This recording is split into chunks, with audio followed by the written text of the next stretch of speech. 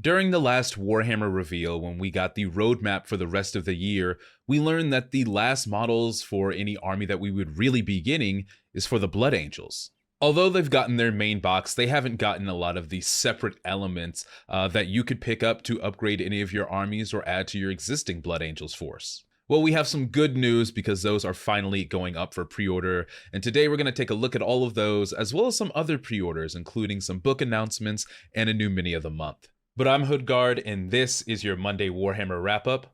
Let's get into it. The Emperor's light is my torch! Death to the enemy! We shall be the end of you! Feel the might of the Rectus!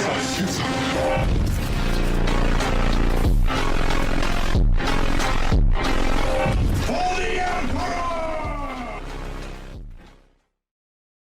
Alright, first up on the docket today, we have a book that was announced all the way back in February that's finally going up for pre-order. If you're an Emperor's Children fan, you are in luck because you'll be able to order Eidolon the Auric Hammer by Mark Collins this Saturday. Now, the character books that we've gotten in the past have been kind of disparate. They are all over the place about a bunch of different people. And though they might be related to what's released alongside them, none of them really have any connection. But I think this Eidolon book is a signal for something greater. One of the other details on the roadmap about next year was that there would be some chaos surprises. And I think one of those surprises that a lot of people have been waiting for and is really kind of primed in the lore is the return of the Emperor's Children and Fulgrim. We also have to remember that we got an Emperor's Children Renegades book earlier this year. The writers at Black Library play the great game just like the Chaos Gods do, and different factions will have their shine at different times. Now, I'm a big fan of Mark Collins' books. He wrote the Helbrecht character novel as well as the Martyr's Tomb, so I'm excited to see what he does with the Eidolon character, and there's a full interview with him in Black Library on the Warhammer community page. Next up is something kind of annoying, and it's something I've heard a lot of complaints about all the way from my Discord to the local game store. And that's the release of the Space Marine 2 Recruit Edition box. This is a kind of starter set box that has models, paints, and the beginning tools you need to get into the hobby. And it's based on Space Marine 2. It features a Lieutenant Titus model, as well as 10 Tyranids that he fights against. Now, all of this is really cool, but the problem with it is that people, especially people who have been in Warhammer for a while, just want a Lieutenant Titus model. And yeah, sure, you can get this box and acquire the model that way, but why is it not in a singular release? A lot of us don't want a bunch of Tyranids to go along with it. I also feel like that would be a slam dunk for Games Workshop monetarily. I know I would buy a singular Lieutenant Titus model, and I know I'm not alone in that. I get it, Space Marine 2 has been very good for Warhammer and has gotten a lot of people interested, and you want to capitalize on that immediately. But I think they should also remember that there are people already in this hobby and are willing to support given the correct products.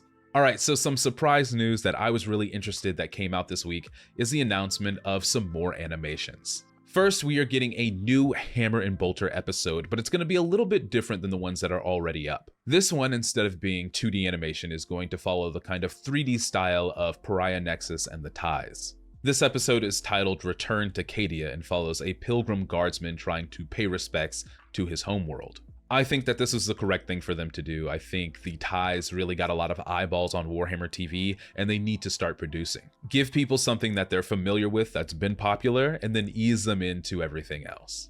There's also a new episode of Black Talon dropping. I'm not a huge fan of Age of Sigmar, so I don't really know what's going on over there, but if you're interested, that's coming out as well. Now, the one that really piqued my interest and came with a short teaser is the new Horus Heresy animation, Kill Lupercal. Obviously, it's a little riffy off of Kill Bill, and I expected something to do with assassins, but apparently it's going to feature Titans. This will follow some of Terra's last loyal Titans in the closing hours of the Siege of Terra. What I'm really hoping to get out of this is that they connect that animation with the actual Siege of Terra book, Mortis. That book is an excellent representation of the Titan War that was raging across the Imperial Palace and features a lot of really good characters, especially some returning from Titan death. And if we get to see some of those characters in this animation, I think that's going to be a great through line for people who are reading the books.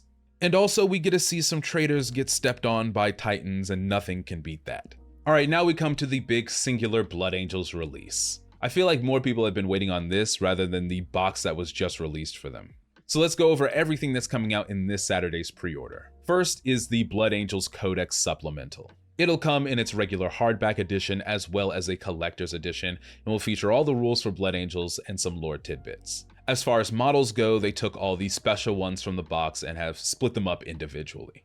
There's Asterath the Grim, Lamartes, the new Sanguinor model, the Blood Angels Captain model, the updated Sanguinary Priest, the newly wingless Sanguinary Guard, and the thing that I was most looking forward to, the Blood Angels Primaris Upgrade Kit. The current Blood Angels Upgrade Kit doesn't have transfers for some reason, so I'm glad that they're putting this out. Now, we've talked about these models before and I've given my critiques, and those critiques still stand. But I've seen some amazing paint jobs of these models in particular so far, so as always, it's up to you to make them look cool.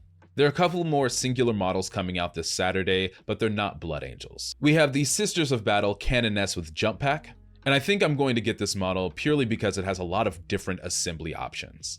And then we have the 40k Mojo Jojo, the Gene Stealer Benefactus. I'm not really into Gene Stealers, but I do see some kit bash potential with these parts.